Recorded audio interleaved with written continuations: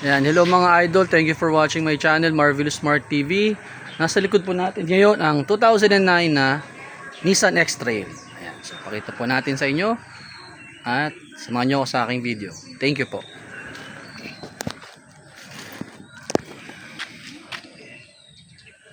Ayan. Meron po siyang dalawang headlight. Apat na gulong, 1, 2, 3, 4 sa kabila din. 4 doors po yan.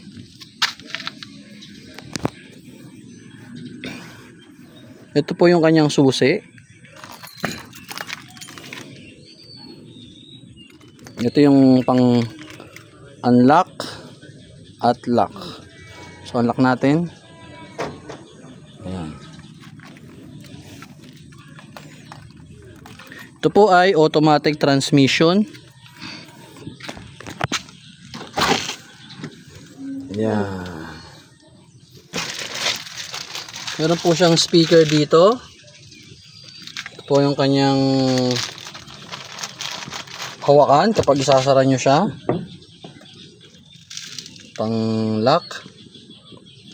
May ilaw po siya dito. Medyo manipis po ang kanyang lagayan dito, no? So mga maninipis lang na document yan. Tsaka yan.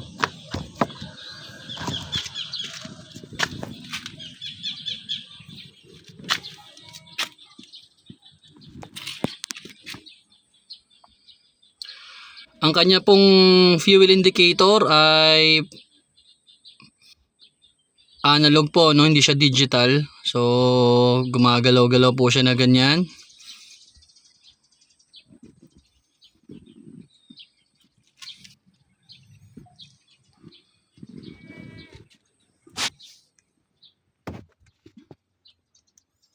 Bali 5-seater po siya.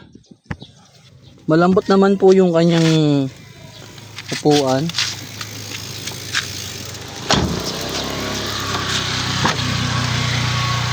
Ito yung sa second row seat.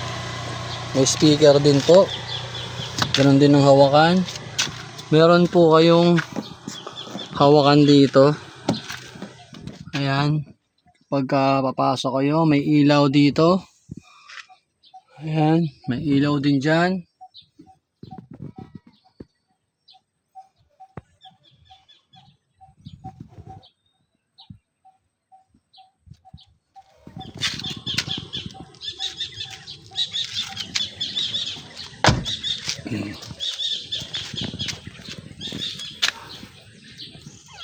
Bali pinalitan na po ito ng mugs.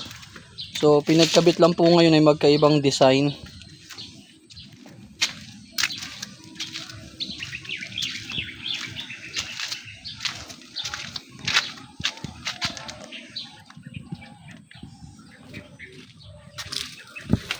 Meron din po siyang roof rail. At yun yung kanyang antena.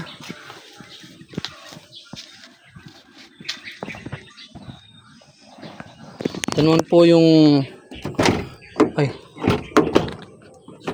yan. May automatic lock po to. Itong X-Trail na to. Kaya kailangan yung susi nyo lagi yung ingatan na wag maiwan sa loob. Kasi mahirap na pag nag auto lock. Oh, teka lang.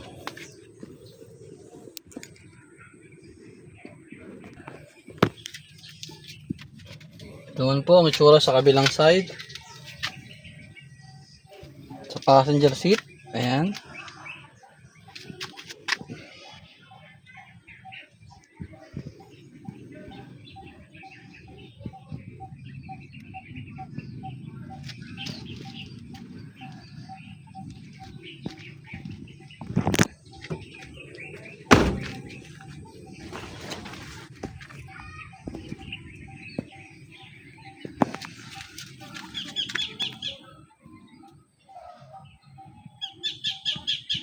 Saka meron po siya rito armrest. Ayan. Oh, pwede pa kayo maglagay ng pagkain. Oh, pwede yung patungan kung gusto nyo. Pwede ilagyan ng mga documents din. Ayan.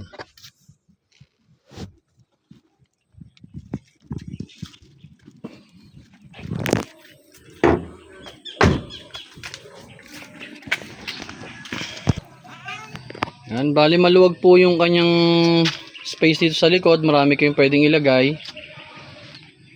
Parang halos pwede nga ito dapat gawing 7-seater no? Kung malalagyan na ito ng upuan, no? Ayan.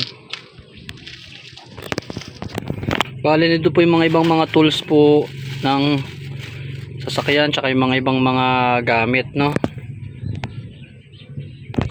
Ayan. Bali ang isa po sa pinakagusto ko dito itong ano na to, kasi matibay siya, tsaka may hawakan siya, pag bubuksan mo siya, so solid po siya na plastic, matibay, makapal. Tapos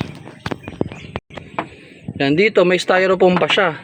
Pag inalis natin to,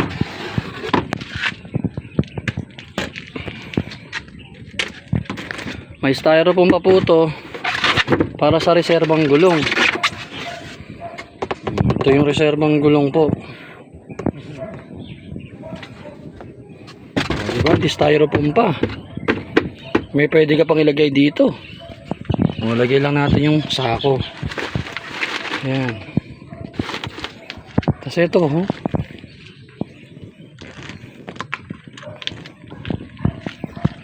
matibay. Kasi yung mga ibang sasakyan ngayon, yung ganito po nila, katulad sa expander namin, lawanit lang, madaling mayupi. Ito feeling ko parang natatanggal pa nga yata to. Mas meron pang mga kabitan dito. Kung meron kang mga ilalagay na kailangan isabit or i-hook, meron pa siya ritong socket 12 volts. Meron pa ritong sabitan din. Ayan, ito pa sabitan. May ilaw din dito, sabitan din dun.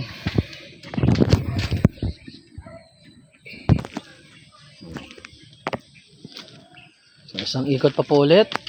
Tsaka mataas yung kanyang ground clearance.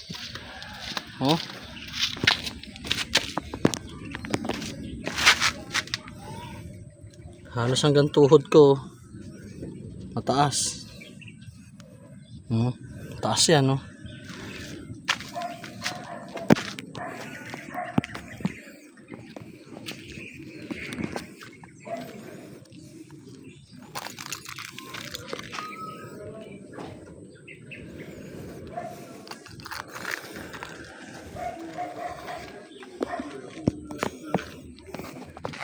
Medyo pawisan na ako. Bali nung nasakyan ko po itong X-Trail, bumilib po ako kasi malakas po yung kanyang makina. Tsaka konting apak mo lang sa gas, talagang umaarangkada siya. Mga ganun, pumipitik. Kaya kailangan ng apak mo po sa kanya, dahan-dahan lang. Yun nga lang, ang sa akin, sa experience ko, kasi mas matagal kong dinrive yung expander. So yung expander po, kumpara sa kanya, dahil ito 2009 model pa po, no? Medyo luma na siya. Medyo mas mabigat po siyang ikot yung manibela. Tapos medyo yun nga, kinakabahan ako kasi dahil baka maubusan ako ng gas, kasi dahil yung indicator niya ng gasolina gumagalaw na gano'n na analog or parang stick na gano'n.